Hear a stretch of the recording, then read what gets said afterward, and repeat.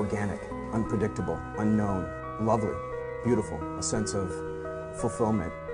This is part of the pleasures of life and not the chores of life.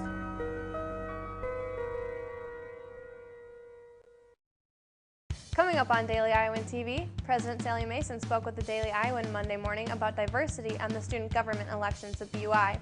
Find out what she said during the Q&A session. And later, Ashton Kutcher's brother was on the University of Iowa campus today. See what brought him to Iowa City. And in sports, find out what has been working well for the Hawks despite game scores.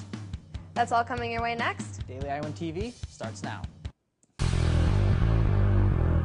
I'm Tom Brokaw. For more than 100 years now, the University of Iowa community has been waking up to the Daily Iowan.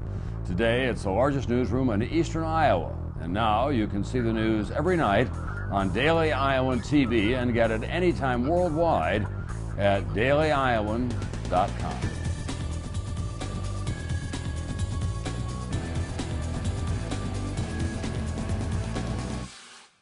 Welcome to Daily Iowan TV. I'm Christina Targos. And I'm Brad Maxwell. UI President Sally Mason met with the Daily Iowan Monday morning, and diversity is one of the first topics she addressed. During the first time this school year, many new topics of concerns and responsibilities fall on the University of Iowa administration, including President Sally Mason.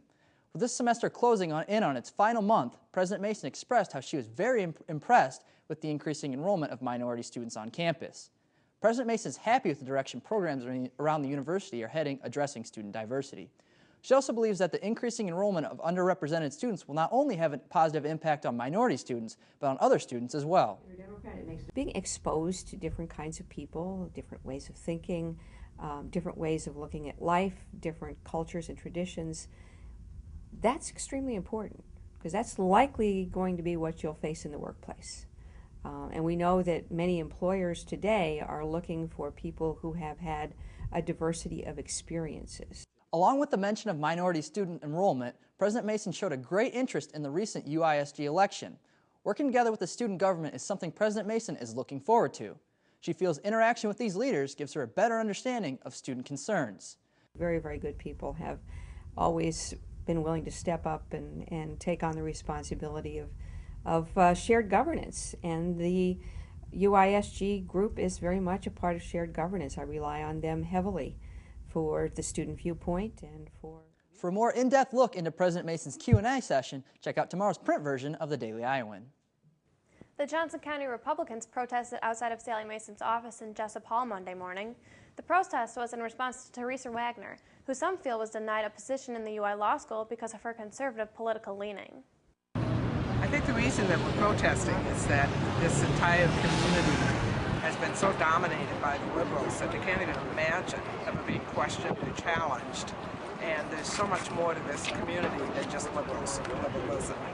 And when they talk about the party of being the party of tolerance, they're probably the most intolerant people you'd ever want to meet. Teresa Wagner applied for a job at the University of Iowa Law School. She was considered a highly qualified candidate, but she was not hired.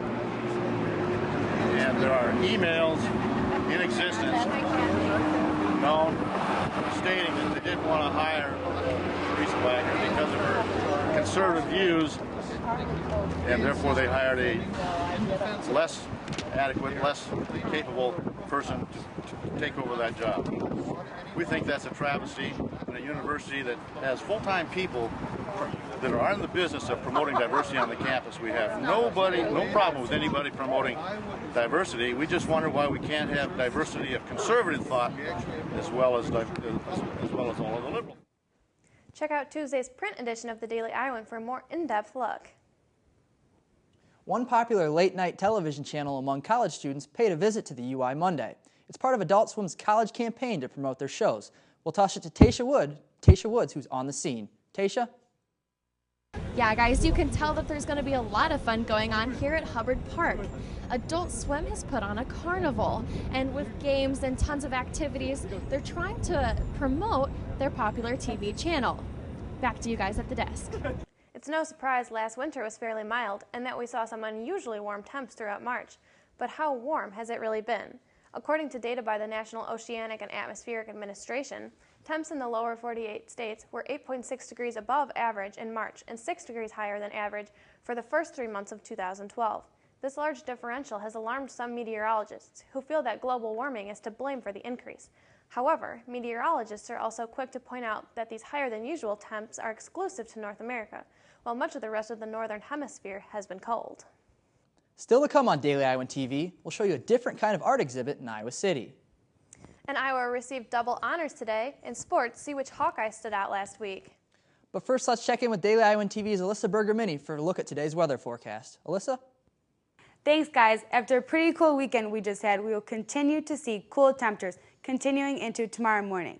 For Tuesday morning, we'll see a low temperature around 35 degrees, but with a chance of sun. During the afternoon, there will be an increase reaching around 54 degrees, and in the evening, temperatures will drop again with clear skies. For a look ahead at this week, Wednesday will warm up to 56 degrees, and Thursday will also stay into the higher 50s, with a 20% chance of rain. For Friday, we will see a surprising 70 degrees, but for Saturday and Sunday, thunderstorms will take over.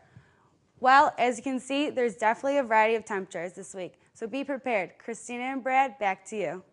Michael Kutcher toured the University of Iowa Children's Hospital today to meet with pediatric patients and children who have received transplants.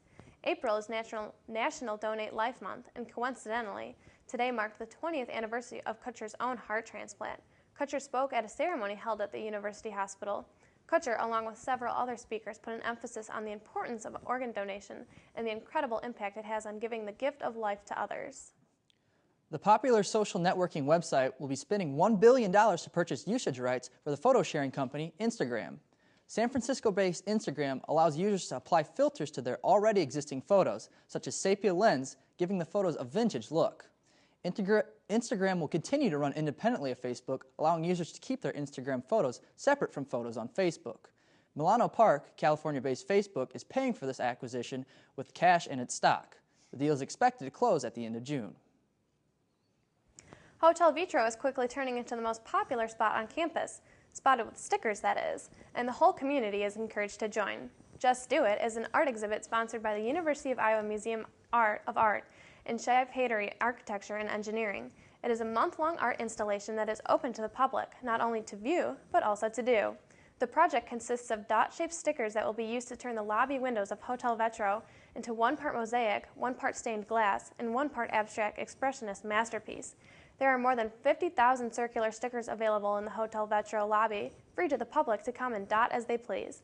This exhibit is open every day until May 4th, and a lot of thought went into why the art exhibit uses little dot-shaped stickers. It gets people thinking about new ways of approaching art, because most people think about art as like drawing or painting or sculpture. So this is a different sort of thing. After wins for Mitt Romney in the last string of primaries, the rhetoric is changing. Daily Iowan TV's Ryan Jones reports on how even Republicans are now presuming Romney is going to be the nominee.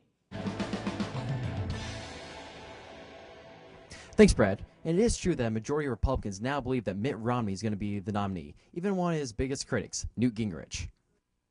Gingrich came out on Sunday talking to Fox News and made a huge change in his position towards Romney. You have to be realistic, given the size of his organization, given the number of primaries he's won. He is far and away the most likely Republican nominee. He went on to say that he will do everything that he can to help him defeat Obama in November, but he still refuses to pull out of the campaign. And in a recent survey released by the Associated Press, the math adds up for Romney. They polled the superdelegates with a majority of them supporting Romney. The surveys say that the math just doesn't add up for anyone else but him. And Romney is switching tactics as well. He recently pulled an attack ad on Santorum. The ad was to begin airing on the 24th, but he pulled it indefinitely. The attack ad was supposed to be airing in the battleground state of Pennsylvania. A total of 231 delegates are up for grabs on the 24th, with Pennsylvania, New York, Connecticut, Rhode Island, and Delaware. Now, if Romney sweeps all these states, he will only be a couple hundred delegates short of the actual nominee. Back to you guys at the desk. And now for a look at what's going on outside of Iowa City. The special prosecutor investigating the Trayvon Martin shooting announced today that a grand jury will not be used in the case. Florida State Attorney Angela Corey made the announcement Monday morning and also said that this will not be a factor in the final verdict of the case. The Martin family attorney said in a statement that there should be enough evidence without needing to go through a grand jury. And the 2 men accused of shooting 5 people in Tulsa, Oklahoma, last week, appeared before a judge via teleconference Monday morning. Jake England and Alvin Watts are each being held on $9 million and are being charged with first-degree murder, as well as shooting with the intent to kill. Many in the Tulsa community are wondering if this will be tried as a hate crime, as the shooters were white and the victims were black. England's father was killed by a black man 2 years ago, and 2 years before the shootings, and England posted a message on his Facebook which made reference to this, which included the N-word and a statement about preparing for more funerals. And in his first season with the Miami Marlins, and less than a week after baseball's opening day, manager Ozzie Guillen is stirring up controversy. The Venezuelan-born 3-time All-Star told a reporter, quote, "I respect Fidel Castro. You know why? Many people have tried to end Fidel Castro in the last 60 years, yet he's still there," end quote. Guillen went to apologize for this statement, but it wasn't sincere enough for some former fans in South Florida who are calling for his deportation. And now we'll see what's happening in Hawkeye sports with Daily Iowan TV's Nick Robertson. Thanks, guys. Some news coming from the gymnastics team. Over the weekend, the Gym Hawks competed in the NCAA regional competition in Seattle, Washington. Iowa finished 5th of the field of 6 teams. Unfortunately, that means they did not qualify for the NCAA Nationals, thus ending their 2012 season. The University of Alabama and Louisiana State University took 1st and 2nd place, respectively, in the regional competition. Switching to the ballpark, 2 Hawkeyes received honors today. First, Megan Blank of the Iowa softball team was named the Big Ten Freshman of the Week last week. The shortstop from Culver City, California, finished a 3-game set against Northwestern with a .66 batting average and a 1.17 hitting percentage. Blank posted 5 RBIs and 4 runs over the week as well.